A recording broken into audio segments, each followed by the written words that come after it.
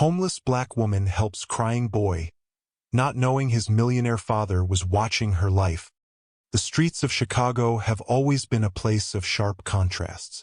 On one corner, luxury cars glide past in polished silence, their tinted windows hiding lives of wealth and power. On another, cardboard shelters lean against cold brick walls, temporary homes for those the city prefers not to see. In between is the endless flow of people, faces lowered, steps hurried, ears filled with music or calls, rarely noticing the lives around them.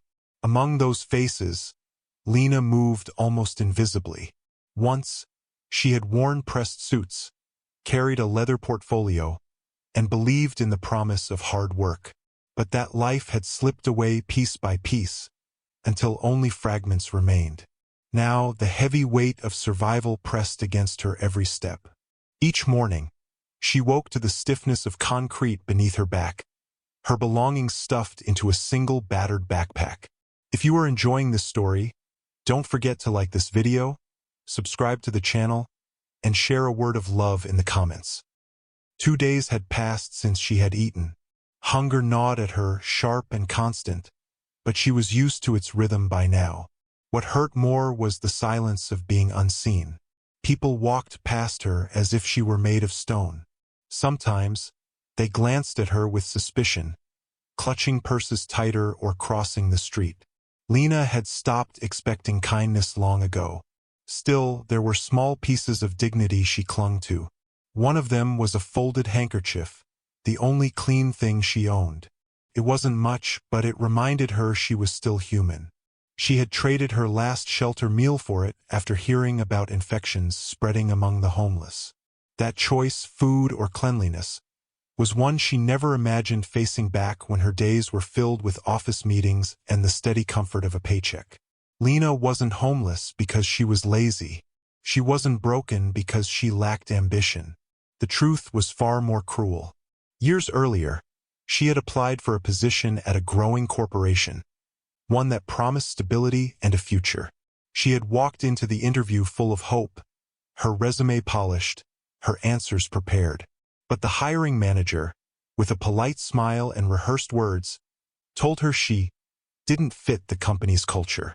It was a phrase she would come to hear again and again, thinly veiled over something deeper. Slowly, the rejection letters piled up. Bills went unpaid. Her apartment slipped away. What was once a temporary hardship hardened into long-term survival. Chicago's skyline loomed overhead, a reminder of everything she had lost. Glass towers shimmered in the sunlight, symbols of power built by people who would never know her name. Beneath them, Lena navigated a different city, one of hidden corners, soup kitchen lines, and shelter rules that shifted without warning. She had learned to adapt, but the weight of racism and poverty pressed her down at every turn. Employers who spoke of diversity still turned her away. Shelters that claimed to welcome all often treated her as a problem to be moved elsewhere. The world told her she was invisible, yet her every step was shadowed by judgment. But Lena's spirit, though battered, had not been extinguished. She still believed in humanity, even if the world rarely returned the belief. She carried herself with a quiet dignity, refusing to let her circumstances define her worth. And it was this fragile strength that would soon draw the attention of someone who had everything she had lost. That day began like any other. The air was crisp, the sidewalks crowded with workers rushing to offices, their conversations about deals and deadlines echoing off tall buildings. Lena walked with slow, deliberate steps, scanning the ground for coins or discarded food wrappers that might hold something edible. Her stomach growled, but she pressed on, pushing hunger aside. Then came the sound, a small, sharp cry that cut through the city's noise. First, Lena thought she had imagined it, but there it was again, thin, desperate, echoing off the glass walls. She turned and saw him. A little boy, no more than 6 or 7, is sitting on the ground with blood trickling from his knee. His shoelace hung loose, his tiny hands trembling as tears streamed down his face. Crowds moved around him as though he were invisible. Adults avoided his gaze, their steps quickening, as if the sight of his pain might slow them down. Some gave fleeting glances, but no one stopped. In the city's endless rush, a crying child was just another piece of background noise.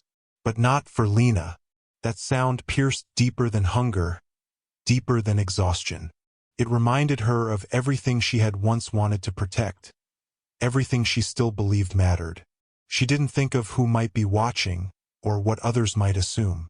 She only knew that a child was hurt, and she could not look away. As Lena stepped forward, she had no idea that this simple act, choosing compassion when others chose indifference, would change the course of her life. What she didn't see, standing only a few feet away, was a man watching closely. A man whose wealth, power, and influence touched nearly every part of the city. A man who had built walls of privilege so high that he never imagined someone like Lena could break through. In that moment, Lena's world and his were about to collide. And nothing, for either of them, would ever be the same again. The boy's cries softened as Lena knelt beside him. Her hands, roughened by years of hardship, were unexpectedly gentle as she pressed the folded handkerchief against his knee. She tied his shoelace with care, her hunger forgotten in that moment. For the first time all day, her presence was not met with suspicion or dismissal, but with the trust of a child. Just a few steps away, Samuel Donovan watched. His instinct had been to rush forward, to snatch his son away from the stranger on the ground. But something made him hesitate. He saw how quickly Ethan's sobs eased in Lena's care.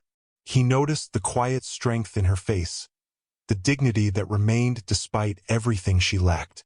For a man used to boardrooms, contracts, and polished presentations, this moment of raw humanity unsettled him in a way he couldn't explain. When Ethan whispered that he had only wanted to chase pigeons, Lena smiled softly, hiding the exhaustion etched into her features. And when the boy asked why she was so dirty, she answered with a calm truth. Not everyone was given the same chances in life. Not everyone had the luxury of a home, a job, or a family. But humanity, she said, was something no one could take away. Those words landed like stones in Samuel's chest. They echoed against memories he wished to silence. The boardroom where he once declared that the homeless were simply making choices. The smirk he'd worn as colleagues nodded in agreement. Now, here stood a woman who embodied more humanity in a single moment than he had shown in years. Before he could step forward, Lena slipped back into the crowd. For her, it was nothing more than a fleeting act of kindness. For Samuel, it became an obsession. That night, rain poured over the city in relentless sheets. Lena huddled beneath the service entrance of a diner, her clothes soaked through, her stomach twisting with hunger. She wondered what her life could have been if the world had been different, if the interview years ago had ended in acceptance instead of rejection. The cruel irony was that the man who dismissed her now flaunted himself as a champion of diversity for Donovan Industries, plastered across billboards and magazines. Meanwhile, Samuel couldn't shake the image of Lena. For the first time, his wealth offered him no comfort. He sat in his penthouse, Ethan asleep upstairs, and stared into the rain. The sound of his son's words, "That lady helped me," echoed in his mind. He told himself he would find her.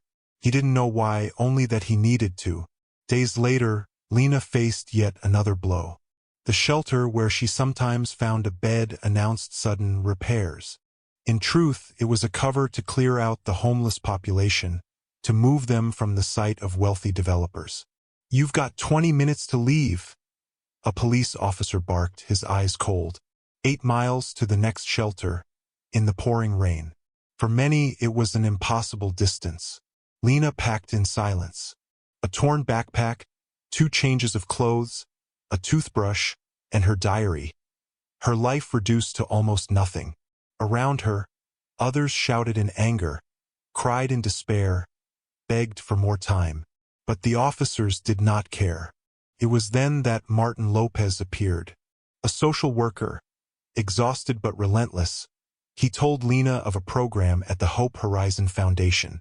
"They're hiring people with real street experience," he said. "You'd be perfect." Lena hesitated, beaten down by too many false promises. But Martin reminded her, "You have a degree. You have experience. You're not invisible, no matter what this city tells you." The next morning, Lena walked into the foundation's office drenched from the rain. The receptionist eyed her with suspicion, asking if she was sure she belonged there. But the director, Clara Mitchell, emerged with a warm smile and said, "She's exactly where she belongs." It was here that Lena's world shifted. For the first time in years, she was not seen as a burden, but as someone with value. Yet fate, with its cruel sense of irony, revealed a painful truth.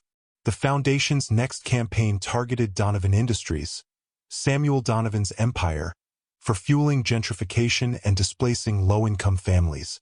The same man whose son she had helped was at the center of the very system that had destroyed her life.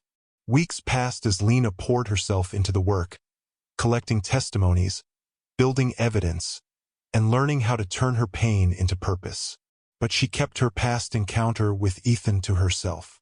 Meanwhile, Samuel quietly launched his own search. Ethan wouldn't stop asking, "Did you find the scarf lady yet, Dad?" The boy's persistence drove Samuel deeper into his pursuit. Then Lena discovered something devastating. The HR director who had once told her she didn't fit the culture, Daniel Brooks, was now the face of Donovan Industries' inclusion campaign. Behind closed doors, employees whispered about his bias, his discriminatory hiring practices, his habit of blocking minority candidates while polishing the company's diversity image. And Lena's diary, filled with years of notes on rejections and discriminatory comments, became more than a personal record. It was evidence. Hard, undeniable, dangerous evidence. The Foundation planned to expose Donovan Industries at their annual inclusion conference, a carefully staged event designed to polish the company's image. Clara insisted that Lena be part of it. Lena wasn't sure she was ready. Standing against the corporation that had broken her life felt like walking into fire. But as she looked at the pages of her diary, at the stories of others erased by the same system, she realized the truth. She had already survived the fire. Now it was time to step into it with her head held high. And so, as the day of the conference approached, tension built. Donovan Industries was preparing to showcase its triumphs. Lena was preparing to reveal its lies. Two worlds, once divided by wealth and poverty, were about to collide again. This time not in silence, but in front of thousands. The stage was set. The question now was not if the truth would be heard, but who would be strong enough to stand when it was revealed. The Inclusion Conference in Dallas was supposed to be Donovan Industries' crowning moment. Banners stretched across the convention hall, proclaiming "Diversity is our strength." Polished videos flashed across giant screens, showcasing smiling employees in carefully curated clips. Executives shook hands, journalists scribbled notes, and cameras rolled. To the public, it looked like a company leading the way into a brighter, more inclusive future. But beneath the surface, cracks were ready to split wide open. Lena sat quietly in the audience, her battered diary tucked inside her bag. Around her, hundreds of business leaders and politicians applauded Daniel Brooks as he strutted across the stage. He spoke with the confidence of a man who had built his image on lies, pointing to graphs that boasted a 70% increase in minority hires. Every number glowed on the screen, a carefully crafted illusion of progress. Lena's heart pounded as she gripped her diary. She knew the truth behind those numbers. The rejected candidates, the vague excuses, the interviews cut short before they even began. She knew what it felt like to hear "you don't fit our culture" used as a weapon. And she knew she wasn't the only one. When Clara Mitchell from Hope Horizon took the stage, the room shifted. Clara introduced Lena as a voice of lived experience, inviting her to join a panel. Most of the audience barely glanced up. Another speaker, they thought, another story to fill time before the next glossy presentation. But when Lena walked onto the stage, soaked not in rain this time, but in a fierce, quiet determination, the air changed.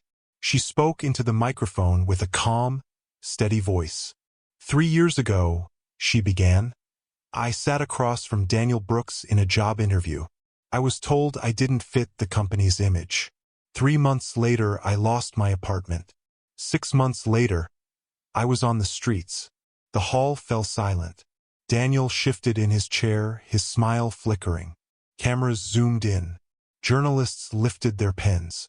I was not the only one, Lena continued. While I struggled to survive, I kept a diary. In it are dozens of stories, qualified professionals, single mothers, immigrants, people of color, told the same thing I was told. Shut out. Dismissed. Not because we lacked skill, but because this company decided we didn't belong. She opened her diary and held it high. This is not just my story. This is evidence. Screens lit up as she played hidden recordings. Daniel's voice, laughing in private meetings. Sure, put diversity in the brochures. Not in the boardroom. Emails scrolled across the giant screens, revealing rejection rates. 88% of black applicants quietly filtered out. Gasps filled the auditorium. Some executives shifted uncomfortably. Others looked furious. Daniel leapt to his feet, his voice rising. This is out of context. She's lying. She's bitter. But Lena's calm never wavered. Context is when a child scrapes his knee in the street and no one stops to help, except the person society calls invisible. Context is when people with power pretend progress while building walls to keep us out. You can dismiss my words, but you cannot dismiss the truth. The silence that followed was electric. Then, slowly, hundreds of eyes turned toward the audience. A figure was rising from his seat. Samuel Donovan himself.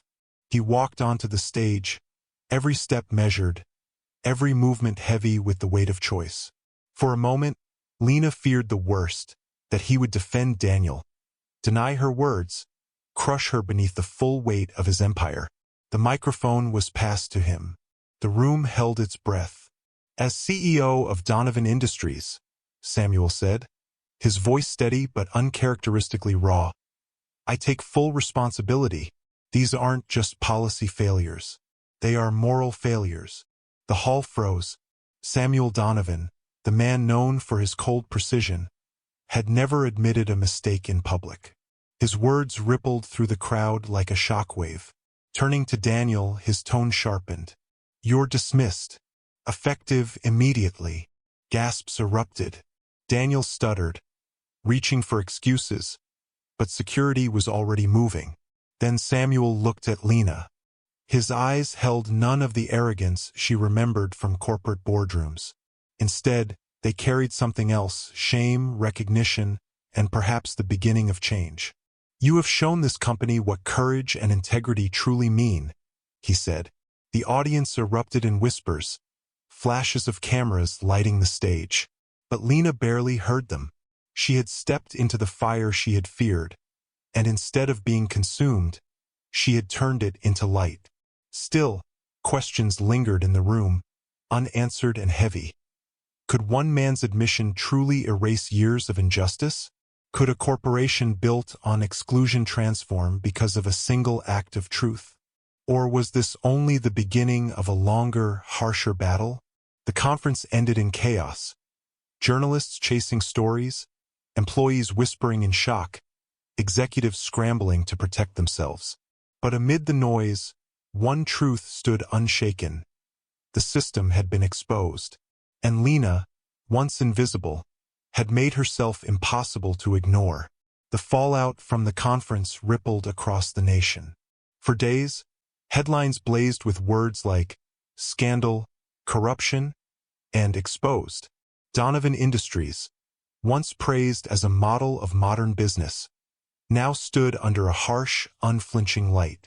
Investors demanded answers. Community leaders demanded justice. Employees whispered in shock as the glossy facade of inclusion crumbled.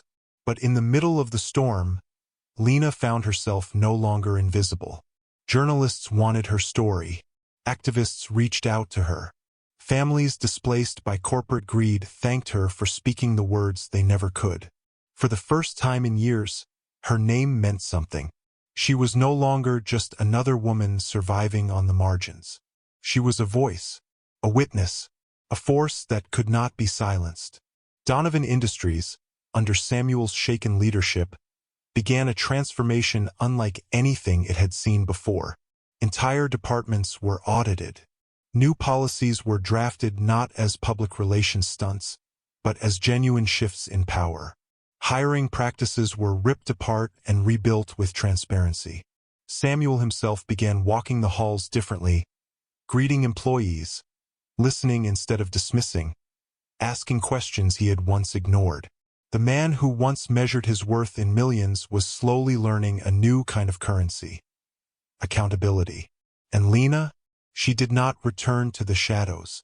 Instead, she was offered a role she never imagined possible: Director of Social Impact at Donovan Industries. It was a position not created for her, but because of her. Her battered diary, once a private testament of pain, has now become a blueprint for change. At the launch of a new housing project, Lena stood on stage beside Samuel and Ethan. The location was no accident. It was built exactly where her old shelter had once been, the same place she had been forced to pack her life into a torn backpack. Now, families walked through the doors not with fear, but with keys. At Ethan's request, the program was named Project Handkerchief, honoring the small folded cloth she had once used to wipe his knee. Within months, it placed more than 180 people in homes and jobs. Irony came full circle. Daniel Brooks, once the architect of exclusion, found himself blacklisted, sued by former employees, and discarded by the very system he had manipulated. He experienced the same silence, the same rejection that he had once inflicted on others. The system he thought he controlled had turned its back on him. But for Lena, the victory was never about revenge. It was about restoring dignity to herself, to others who had been silenced, and to a society too willing to look away.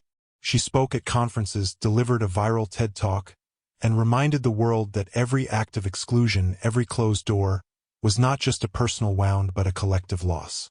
When companies reject people because of race, background, or circumstance, she told audiences, they don't just destroy lives, they destroy their own potential for growth. Her words became more than inspiration. They became instruction. Business schools studied her story. Nonprofits modeled their programs after her foundation. Communities began pushing for real accountability, not empty slogans. Yet through all of it, Lena never lost sight of the simplest truth. Kindness was still her greatest currency. One day, she received a message from a woman she barely remembered. "You don't know me," it read, "but 3 years ago at a shelter you gave me half your sandwich. I never forgot.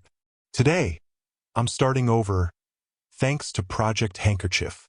Lena framed her old handkerchief in her new apartment. Samuel and Ethan gave her a new one, pure white, with a handwritten note: for the next new beginning. Ethan often walked with her to community centers, proudly announcing, "When I grow up, I want to help people like you." To which Lena always replied, "You already do, because you see people others pretend not to see."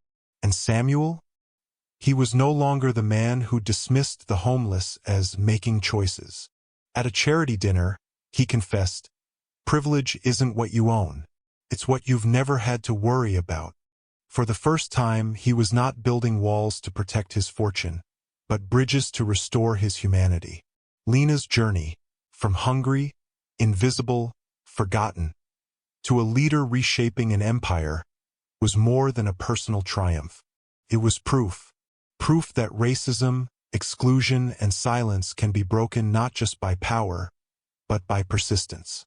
Not just by wealth, but by truth. And it all began with a single act of humanity on a busy street in Chicago.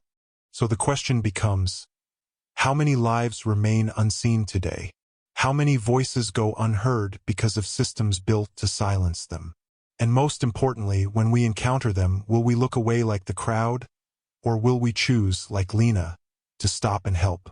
Because sometimes, the smallest act of kindness isn't just kindness at all.